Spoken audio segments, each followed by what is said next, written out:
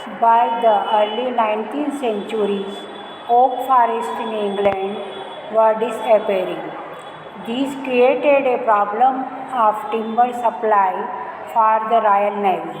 How could English ships be built without a regular supply of strong and durable timber? How could imperial power be protected and maintained without ships? By the 1820s, search parties were sent to explore the forest resources of India.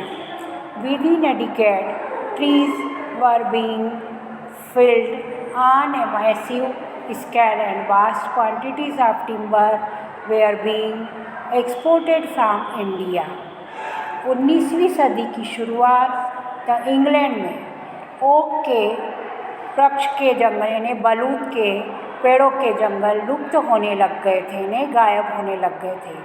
इसकी वजह से शाही नौसेना के लिए लकड़ी की आपूर्ति में मुश्किल आ खड़ी हो रही थी। मजबूत और टिकाऊ लकड़ी की नियमित आपूर्ति के बिना अंग्रेजी जहाज बड़ा कैसे बन सकते थे और जहाज़ों के बिना शाही सत्ता कैसे बचाई और बनाए रखी जा सकती थी। 1820 के दशक में खोजी दस्ते ने हिंदुस्तान की वन संपदा का अन्वेषण करने के लिए एक दस्ता भेजा गया जो वहाँ का सर्वेक्षण कर रहा था और जांच की जा रही थी।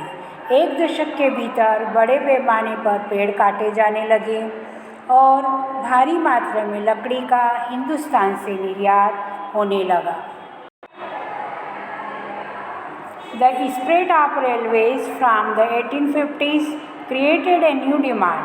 Railways were essential for colonial trade and for the movement of imperial troops.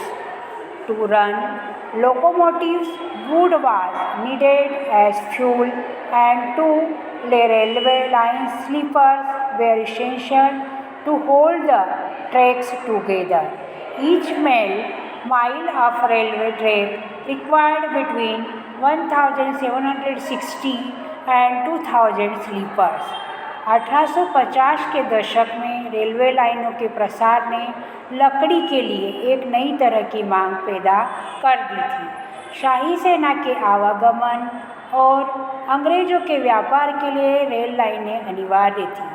इंजनों को चलाने के लिए ईंधन के तौर पर और रेल पटरियों को जोड़े रखने के लिए स्लीपरों के रूप में लकड़ी की भारी आवश्यकता पड़ी। 1 मील लंबी रेल की पटरी के लिए 1760 से 2000 स्लीपरों की आवश्यकता पड़ती थी। From the 1860s, the railway network expanded rapidly. By 1890, about 25,500 kilometers of track had been laid. In 1946, the length of the tracks had increased to over 765,000 kilometers. As the railway tracks spread through India, a large and larger number of trees were felled.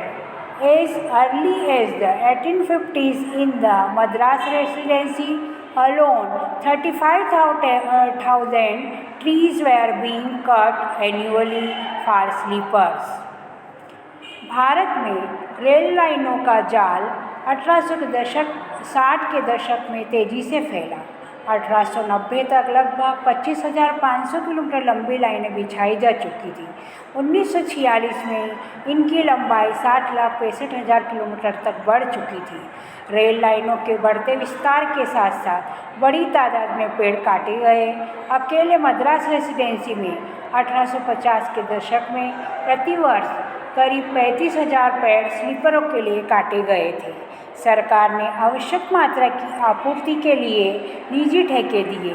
इन ठेकेदारों ने बिना सोचे समझे पेड़ काटना शुरू कर दिया। रेल लाइनों के आसपास जंगल तेजी से गायब होने लगे। Each mile of railway track required between 1,760 and 2,000 sleepers.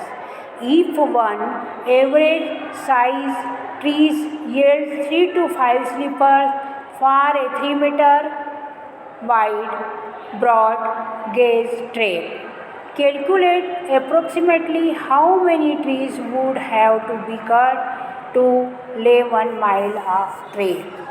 1 मील लंबी रेल लाइन की पटरी के लिए 1760 से 2000 तक के स्लीपरों की ज़रूरत थी। यदि 3 मीटर लंबी बड़ी लाइन की पटरी बिछाने के लिए एक औसत दर से पेड़ से 3 से 5 स्लीपर बन सकते हैं, तो हिसाब लगाकर देखें कि 1 मील लंबी पटरी बिछाने के लिए कितने पेड़ काटने पड़े होंगे।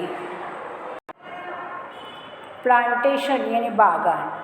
Large areas of natural forest were also created to make way for tea, coffee and rubber plantations to meet Europe's growing need for these commodities. The colonial government took over the forest and gave vast areas to European planters at cheap rates.